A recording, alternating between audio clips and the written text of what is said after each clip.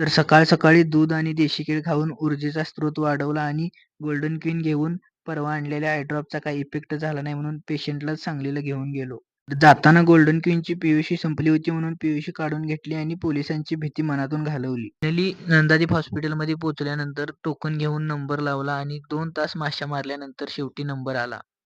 तर जर्मनीतून इम्पोर्ट केलेल्या 40 लाखाच्या ऑटोमॅटिक मशीनमध्ये पेशंटचे डोळे चेक केले आणि रिपोर्ट बघून डॉक्टरांनी नवीन आय ड्रॉप दिलं. मी सगळं आवरून नेहमीच्या अड्ड्यावर गेलो. दवाखान्यात माश्या मारून मारून सगळ्यांच्याच पोटात कावळे ओरडत होते म्हणून झणझणीत पावभाजी, गरम गरम डोसा, शेजवान जम्बो वडापाव आणि चीज पनीर पिझ्झा मागवला आणि टेबलवर आले की हात मागं सरून वडायचं एवढंच डोक्यात असल्यामुळे कधी न मिळाल्यासारखं खाल्लो. वातावरण एकदम थंड असल्यामुळे गरम गरम मसाले दूध पिलं.